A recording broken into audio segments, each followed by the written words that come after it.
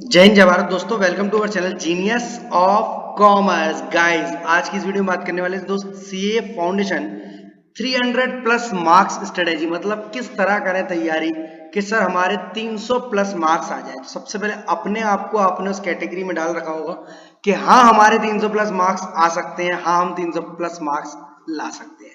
क्या क्या करना है, बहुत आराम से चीजों को सुनना, वीडियो को पूरा देखना, बातें बहुत अच्छी समझ में आएंगी। सबसे पहले तो दोस्त आपको अपने फेवरेट सब्जेक्ट, अगर वो आपका अकाउंटेंसी है तो अकाउंटेंसी के साथ अगर इकोनॉमिक्स भी है, क्योंकि जनरली बच्चों का 11th-12th क्लास में अकाउंट्स और इकोनॉमिक्स दोनों ही फेवरेट होते हैं, तभी वो सीए करने का सोचते हैं। इसके बाद नॉन मैथ्स स्टूडेंट्स के लिए दिक्कत रहती है थोड़ी थोड़ी मैथ्स में, थोड़ी क्या सर, बहुत दिक्कत रहती है। और लॉ क्योंकि सभी के लिए नया सब्जेक्ट होता है, चाहे आप मैथ्स वाले स्टूडेंट हैं या नॉन मैथ स्टूडेंट्स हैं, तो जैसे प्रायोरिटी दी है मैंने सब्जेक्ट को अकाउंटेंसी प्लस इकोनॉमिक्स में, तो दोस्त इन दो सब्जेक्ट्स में आपके 90 प्लस मार्क्स तक आ सकते हैं अगर आप ये चीजें ध्यान से सुनेंगे तो। सबसे पहले अकाउंटेंसी का अगर आप प्रीवियस ईयर पेपर उठाकर देखेंगे, ज्यादा प्रीवियस ईयर नहीं देखने, सिर्फ और सिर्फ 6 से 8 अटेम्प्ट्स के प्रीवियस ईयर पेपर देख लो, यानी 2021 से 2023 तक के सारे पेपर्स आप अच्छे से लगा लो। अगर इसके बाद भी आप दो चार और लगा सकते हो तो लगा लो। 6 से 8 अटेम्प्ट्स के पेपर्स को आप अच्छे से लगाओ, चाहे आपका कोर्स 60% हुआ हो, 70% हुआ हो या 80% हुआ हो, आपको ये 6 से 8 पेपर जरूर लगाने हैं। क्या गलतियां हो रही हैं, कहां गलतियां हो रही हैं, आंसर मैच नहीं हो रहा, उन चीजों को देखो। यानी पेपर टाइम होता है 3 आवर्स, बट आप उसके लिए पूरे 4 घंटे निकालो, 3 घंटे पेपर करो और 1 घंटे में वो गलतियां जो आपसे हो रही हैं उनको एक रजिस्टर में लिख लो, एक कॉपी पेन पर लिख लो। ऐसा आपको करना है अकाउंट्स के पेपर के लिए, क्योंकि 6-8 अटेम्प्ट्स के पेपर आराम से अवेलेबल होते हैं इंस्टीट्यूट की वेबसाइट पर। इसके अलावा अगर आप करंट ईयर की आरटीपी या करंट अटेम्प्ट की आरटीपी कर सकते हो तो कर लो, बहुत जरूरी है, बहुत इंपॉर्टेंट है। बट पिछले लास्ट 2 अटेम्प्ट्स की आरटीपी जरूर कर जानी है। करंट वाली तो करनी ही करनी है, क्योंकि सब बच्चों सारे क्लास टीचर्स कराते हैं आपके। 2 अटेम्प्ट्स, पास्ट 2 अटेम्प्ट्स की आरटीपी जरूर करनी है, क्योंकि एक या दो question as it is same to same फंस जाना है। इसके अलावा आपके पास मन है, एमटीपी करने का समय है तो ठीक है, क्योंकि और भी सब्जेक्ट्स हैं आपके पास। बात करूं दोस्त इकोनॉमिक्स की, तो पूरा पेपर आपका एमसीक्यू बेस्ड होने वाला है।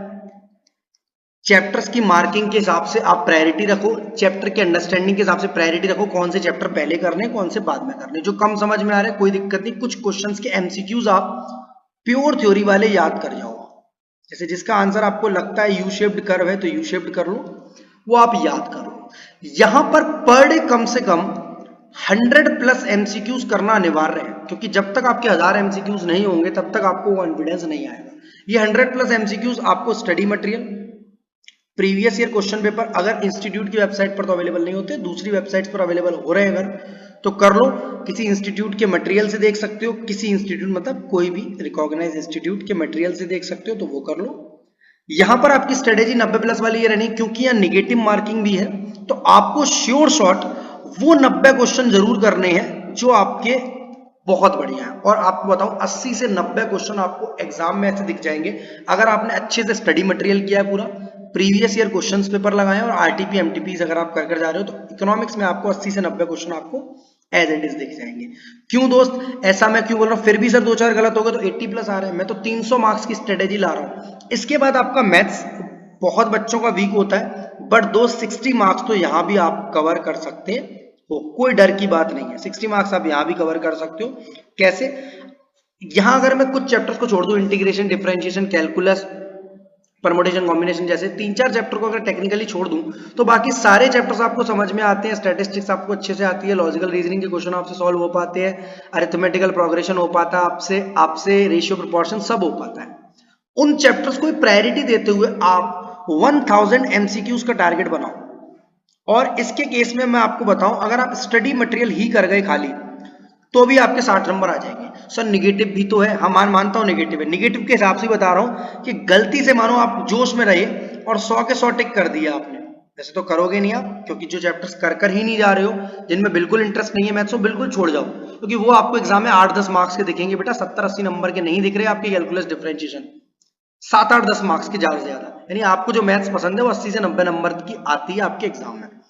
100 मार्क्स की मैं अगर बात करूं, 100 में से 100 अगर आप कर देते हो और 32 ही गलत हो जाते हैं, 32 क्वेश्चंस अगर गलत हो जाते तो भी आपके 60 मार्क्स आ जाते हैं। 32 क्वेश्चन का मतलब 32 क्वेश्चन अपने आप खराब हो गए और 8 नंबर की नेगेटिव मार्किंग चलेगी। ये तब बोल रहा हूँ जब 100 में से 100 करोगे, और मुझे पूरा यकीन है कोई बच्चा 100 में से 100 नहीं करेगा मैथ्स में। अगर उसकी मैथ्स वीक है तो उन चैप्टर्स को जो छोड़कर जा रहा है उनको बिल्कुल ना करें। लास्ट सब्जेक्ट आता है आपका लॉ, जिसमें दोस्त पढ़ने के साथ पढ़ना प्लस याद करना उसको,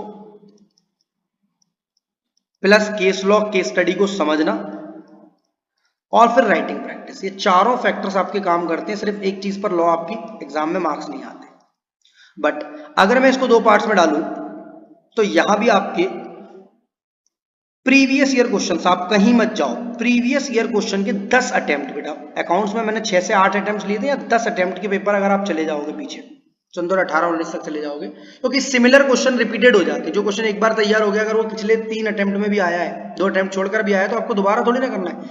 10 अटेम्प्ट के पेपर्स को आप राइटिंग प्रैक्टिस कर देखो, उन क्वेश्चंस को जिन चैप्टर्स को आपने ढंग से किया है। तो बच्चों को इंडियन कॉन्ट्रैक्ट एक्ट बहुत बड़ा चैप्टर लगता है, बट अगर मैं बात करूं सेल ऑफ गुड्स एक्ट की, अगर मैं बात करूं निगोशिएबल इंस्ट्रूमेंट की, या अगर मैं बात करूं आपसे पार्टनरशिप एक्ट की, क्योंकि आप 12th क्लास से उसको थोड़ा बड़ा बेस संग में लेकर आ रहे हो, तो उन चैप्टर्स में आपको डायरेक्ट क्वेश्चन लिख सकते हो। जैसे difference between promissory note and bills of exchange, sale and agreement to sell, बहुत बार रिपीट होते हैं, ऐसा नहीं पूरा पेपर कठिन आना है आपको। यहां भी आपके 60 प्लस मार्क्स आराम से आ सकते हैं। तो मैं 300 प्लस मार्क्स की स्ट्रेटेजी बता रहा था, जहां मैंने 2 सब्जेक्ट्स आपके अकाउंट्स और इकोनॉमिक्स, क्योंकि फेवरेट होने की वजह से आपने सीए चूज किया, और क्लास 12 से आप इन सब्जेक्ट्स को पढ़ते हुए आ रहे हैं, वही टॉपिक्स आपके दोबारा साथ साथ आ रहे हैं, वहां 90 मार्क्स आ सकते हैं। अकाउंट्स में इसलिए आ सकते हैं क्योंकि चॉइस भी आती है, दूसरा स्टेप मार्किंग के मार्क्स मिलते हैं, तीसरा आप जो क्वेश्चन अटेम्प्ट 6 से 8 अटेम्प्ट में देखोगे आप वही क्वेश्चन आपके एग्जाम में रिपीट हुए हैं। इसके अलावा मैंने 5 टॉपिक्स जो आपको छोड़कर नहीं जाने उनका शॉर्ट्स बनाया हुआ है, उसको भी आप एक बार जरूर देख लें। इसके साथ आपके 300 प्लस मार्क्स डेफिनेटली आने वाले एग्जाम में, अगर आपका सिलेबस भी पूरा हुआ है।